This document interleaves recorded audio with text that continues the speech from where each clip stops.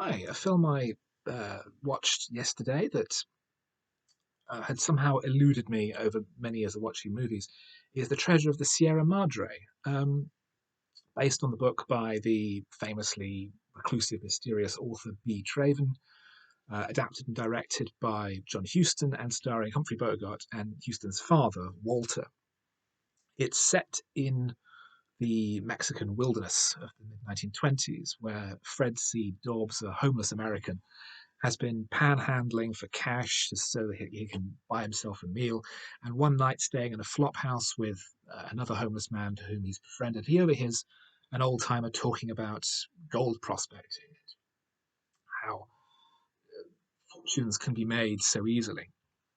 And with a bit of theft and uh, getting money out of people whom they're owed, they managed to scrape enough together to fund an expedition out into the mountains with the old timer and look for their fortunes.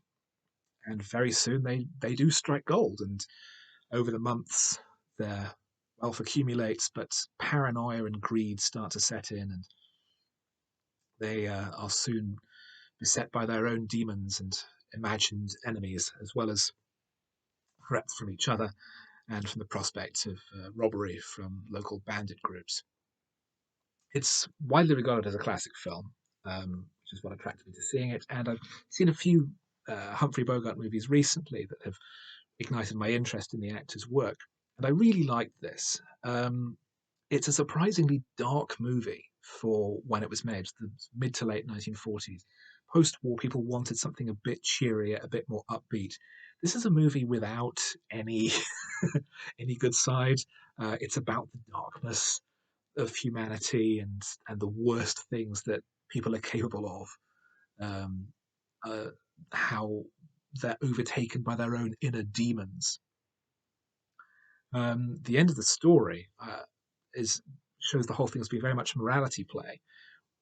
Dobbs is ultimately destroyed by his own fanatical greed and paranoia. It completely consumes him to the point of madness and leads him to his own death. Where the other two characters, the old timer and the friend, wind up losing everything. All their work, all the gold is lost. But through their experience, they have discovered more about themselves, but also they have found security. The old prospector finds himself anointed as medicine man almost of a remote Mexican village and is pretty much set up for life there as a local dignitary and leader, while the friend um, gets a message that his dream of running a fruit farm is a distinct possibility, and he gets a lead on what he might be able to do when he gets back to the States.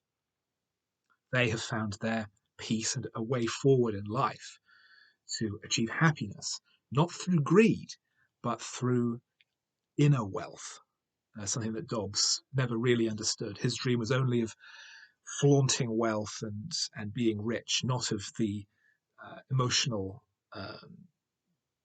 riches that can result from a life lived well.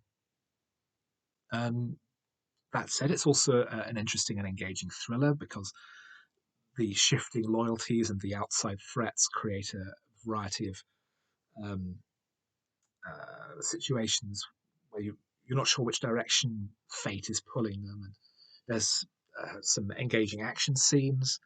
Um, and there's a real sense of people at the end of their rope. I mean, Dobbs is introduced just asking Americans for cash to buy a meal. He manages to get a job working on a building site in punishing weather, but is scammed out of his wages by his own employer.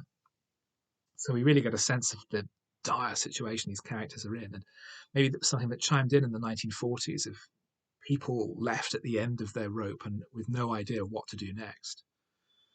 Particularly in Europe, perhaps. Traven, the original author, is supposedly German, so this might have caught on in his home country. People in a completely hopeless situation, not knowing what to do next, dreaming of wealth, but ultimately the best they can hope for is some kind of comfort and security. It's a very well acted film. Walter Houston, I believe, won an Oscar for his supporting role. it's possibly the best performance of Bogart's career. A very strange, complex personality that's very much distant from Lane and Casablanca. The locations look extraordinary, and the script is finely wrought and uh, undaunted by the darkness of the human soul. I liked it very much. I would recommend it very highly. It's, as I say, not an upbeat film. It does ultimately have a happy ending for two of the three main characters, but it's a long, hard road.